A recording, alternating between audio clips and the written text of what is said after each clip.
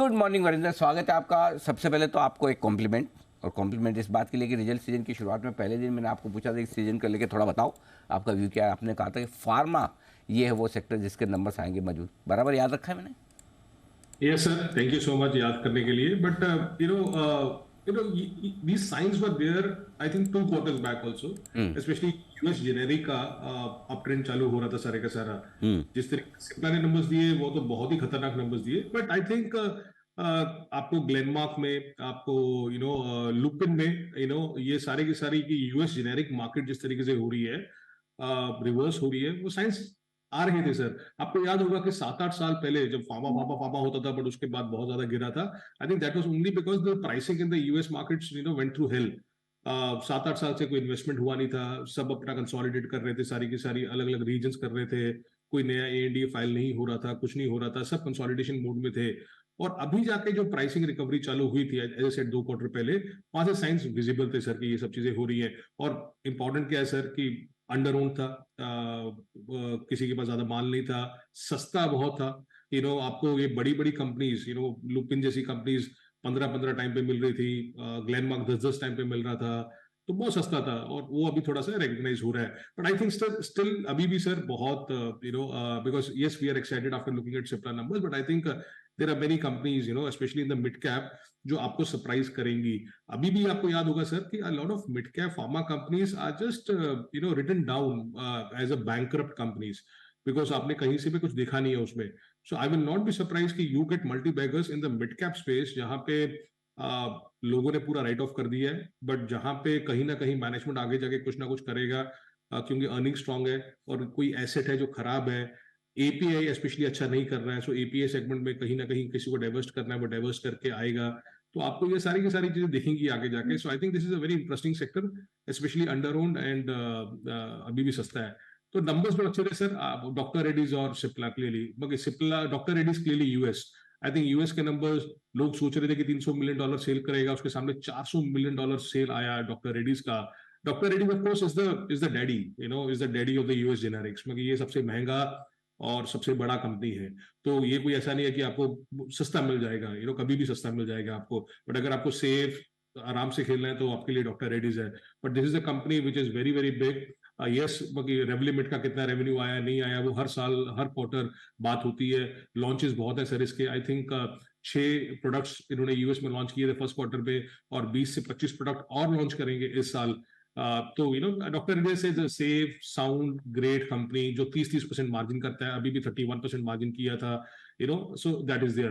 But अगर आप सिप्ला की तरफ देखो sir, Cipla is a company which clearly surprise में, कि कहाँ सोचा था किसी ने कि हाँ भी यार एक फार्मा कंपनी आगे अपना रेवेन्यू, अपना गाइडेंस अपग्रेड करेगी. इन्होंने आया, नंबर्स बहुत अच्छे दिए, यूएस के नंबर अच्छे थे सर.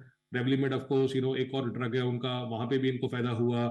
सेल्स ग्रोथ जिस तरीके ऐसा लोगों ने सोचा नहीं था, मतलब डॉक्टर रेड्डीज में फिर भी उम्मीदें थी, बट सिप्ला में उम्मीदें थी नहीं सर कि हाँ भी ये अच्छा करेगा. 5,500 करोड़ का एस्टिमेट था कि सेल्स करेगा, उसके सामने ऑलमोस्ट 6,500 करोड़ का सेल्स किया.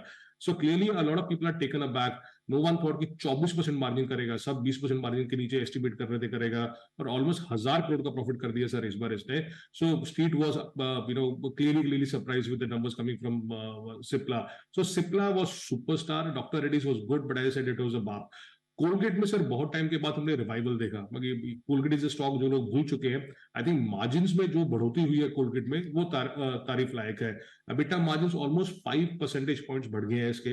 यस, सेल्स उतनी मजबूत नहीं आई होगी जितना लोग सोचेंगे, but again sir this is under own stock, चला नहीं हुआ. अगर आप 5 साल का ट्रेजेक्टरी देखेंगे, जिस तरीके से आईटीसी या कुछ लोगों ने किया है, बहुत तोड़फोड़ किया, but this has done nothing. But जो सरप्राइज एलिमेंट आया क्लियरली आया कि हमें किस तरीके से ग्रॉस प्रॉफिट मार्जिन थे, एबिटा मार्जिन इंप्रूवमेंट हुई है. So those were great things. और 2-3 स्टॉक्स हैं छोटे sir, Godfrey Phillips. I don't know why ये स्टॉक इतना सस्ता 11-12 टाइम पे क्यों मिलता है. Maybe people have some misconception or something, but ये हर क्वार्टर सर नंबर बहुत अच्छा देता रहता है. सेल्स का नंबर मुझे सबसे अच्छा लगा इसमें, मतलब आप आई ऑलवेज से कि सेल्स सबसे ज्यादा इंपॉर्टेंट है. सेल्स ऑलमोस्ट 1000 करोड़ 1050 करोड़ हो गया सर इसका, which is like 30% growth quarter on quarter और 26% Y-on-Y. Of course, then you will see everything trickling down, gross profit, EBITDA, PAT, सब कुछ strong हो गया है. But जिस तरीके से 30% growth है sales पे, very very strong numbers coming by this company. और Vesuvius again sir, ये all this entire pack of industrials जो भूल भी चुके थे लोग सारे के सारे कि हाँ भी यार ऐसी कंपनीज हैं कि नहीं है, just hitting out of the park sir. Look at the numbers from Vesuvius. 22% growth है in terms of sales. Gross profit margin 45% है, एबिटा 70% ऊपर था. I think margins are all time high by the company at 17%. Stock अभी भी कुछ 30 time पे trade कर रहा है. इस साल की अर्निंग्स और नेक्स्ट ईयर फिर भी सस्ता है. तो great set of numbers coming from there. और एक छोटा कंपनी है ISMT सर, आपको याद होगा किर्लोस्कर फेरेस के साथ इनका मर्जर हुआ और वो बात है. आई थिंक ISMT हर quarter after quarter they are doing very very well in terms of numbers. Sales 6% ऊपर था, मार्जिन्स 12% हो गए सर, जो 6% होते थे एक टाइम पे 10% क्वार्टर क्वार्टर. 40 करोड़ का प्रॉफिट करने लगी है कंपनी. ये एक टाइम पे ये लॉस मेकिंग ही होती थी. जब से किर्लोस्कर फेरेस ने लिया है तब से इसका सुधार चालू हुआ है in all these things. So these are good numbers coming in sir, but clearly pharma stands out today. आपके लिए ये आते हुए दिख रहे हैं. अब बताएं उम्मीद के मुताबिक कौन से रिजल्ट्स रहे Varinder? Ion and Schaeffler sir. Ion exchange I know कि हाँ भी लोग कल भी स्टॉक नीचे था, आज भी स्टॉक नीचे है.